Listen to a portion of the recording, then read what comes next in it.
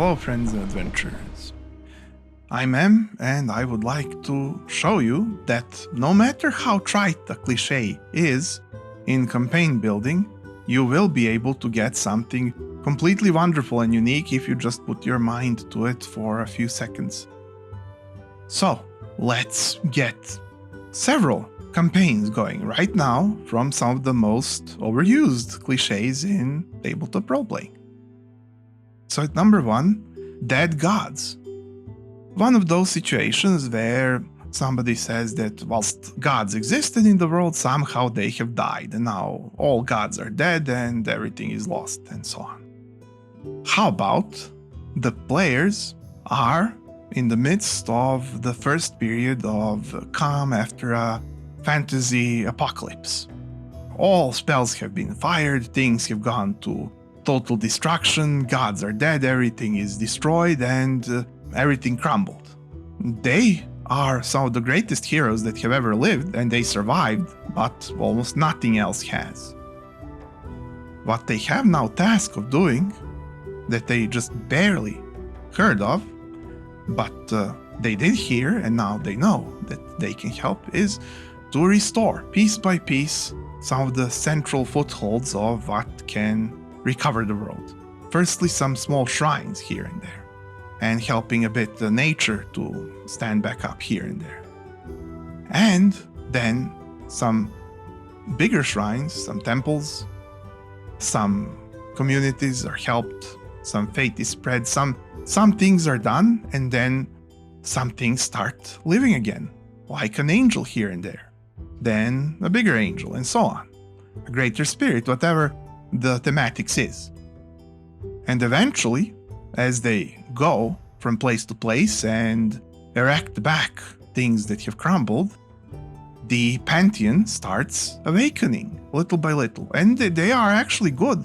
They are, for once, good gods that have sacrificed themselves for their people, so that some people, no matter how much the civilization was destroyed, can survive, so that they can live free and well afterwards.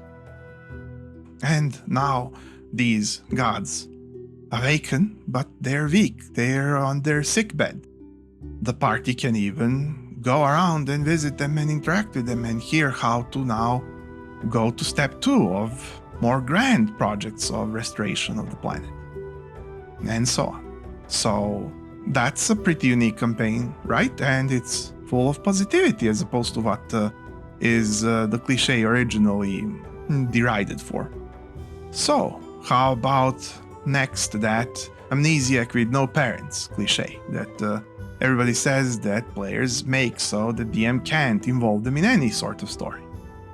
Well, how about this? The players each find themselves in their own worlds that are connected. It's almost as if some sort of past battlefield that is now total chaos of things melting one into another. And each is thematic.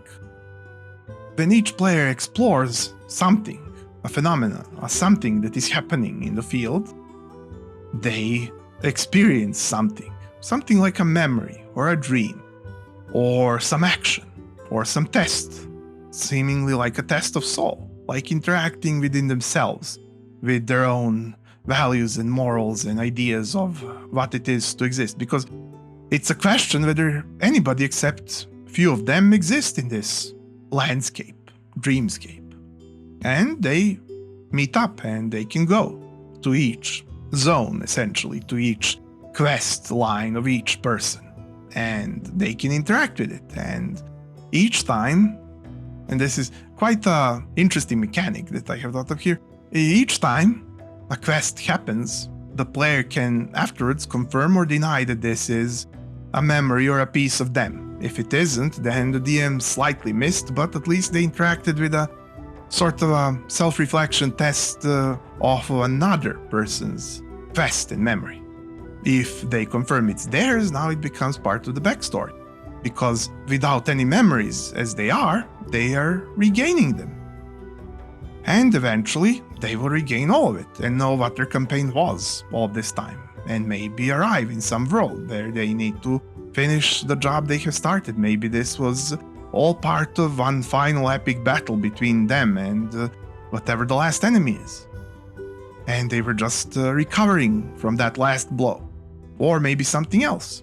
Also, they all could have been some sort of artificial living beings that have just absorbed themselves, essentially, through experiencing themselves for the first time.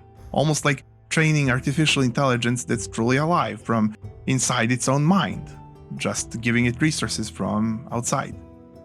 All of this is possible and more with this simple premise of people with no memories and no parents. Now, at number 3, how about ancient evil awakens thing that always happens in old video games? Well, how about this? The player or players themselves are the ancient evil, and they remember everything that they did, or at least they remember most of it and occasionally remember another piece of information and another event and another. And they are fully aware. But the premise of the campaign isn't to retrace their old steps. No, there has been so much time that has passed and so much things that have changed that now, as reawakened and wiser after their previous campaign, the players can decide how to act now fully anew. Will they be as evil as before? If it's justified, and why would it be justified? Would they do it again? Do they still need to do it? If justification was true before, but now it isn't, what would they change? Would they become more neutral, or would they switch completely to good? It'll be up to them. They will need to build their own character from evil to good, or neutral, or whatever they wish, even back to evil. But also, they have their reputation, maybe from before, maybe from now, but the most interesting part is where their reputation clashes from before and now. And how will they react? Will they protect their old glory but infamy? Or will they switch over to a new leaf for the public and themselves? And how will they interpret that in public? How will they manage to grapple with the implications? How will they manage to grapple with the reputations? What will they do? What will they think? What will they experience? So there's a good Ancient Evil Awakens story. And then we have, at number 4, Rescue the Princess. Now this has been already subverted for so many times that even I had a moment of pause to think up something that I think is pretty original and neat and not so specifically subversive as much as it's just fresh and nice to play. So, what do we have here? Imagine that the group, with the princess together, their childhood friends, nobles at the court, princess is princess obviously, and everybody else has their own position of inheritance after their parents, whatever they may be in which positions. And now, at some point, the politics gets heavy and gruesome, and the party just simply doesn't approve.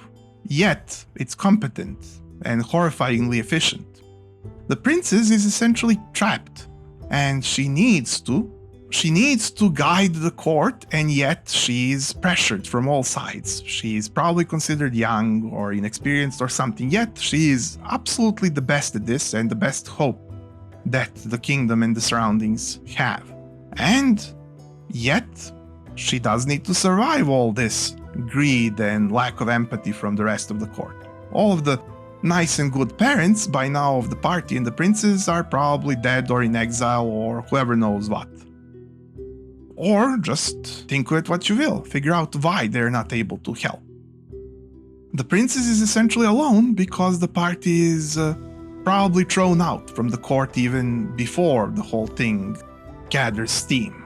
Yet, the party knows the princess and knows that she is essentially a fantastic genius of surviving and running that little court that she's allowed to run. However, to liberate the whole country and save both her and everybody else's life, and get revenge for their parents and reestablish themselves and get back into position and get the party back together so that they can spend more time as friends, all of that, To do all of that, the party will need to act on the princess's behalf until they pull enough of those fantastic chess moves that she's playing to overturn the government and get back to position and fight the final challenges together. And that's how you have an incredibly efficient Save the Princess, where you still save the princess, but everybody's awesome, everybody's friends, everybody's great. So, at number 5, we have The Chosen One. Let's deal with that one as well, shall we, whilst we're at it. This is simple. What if the players are, or the player, if you're running for one person, what if the player is a chosen one by their own will? They're chosen one by themselves. They were somebody of importance before, and now they don't remember for some reason. They have died, they have been reborn, something like that, and they now need to fulfill their original plan. Blind. They need to do essentially a blind playthrough of their own plan. How will they do this? Well, they've played so many moves to leave themselves footholds and clues and resources and plays that now it's all clicking together as a zipper upwards and forming the plan back together. But they don't know and won't know until the whole thing is near to completion, or however early is needed for the best impact of the story from what the campaign fully is about. And then, well, then you realize there was no more being chosen one than what you had will for to do yourself, and what you had intelligence to think up. Make sure to include plenty of players' own plans and willpower, ideas, flavor, and everything so that they feel that they really did build all this by themselves, even if they didn't remember, but succeeded to play it perfectly as if they did. And yes, it does work for the whole party, because it could have been that they were a party of important people that were overturned in some way and now needed to do this together. So adventure, if you thought this was unique, maybe you can spare me a click and I could see you here next, or perhaps even every week, because every week I have more original content for you. So, welcome to the DM table. I wish you luck on your adventures and to see you again soon.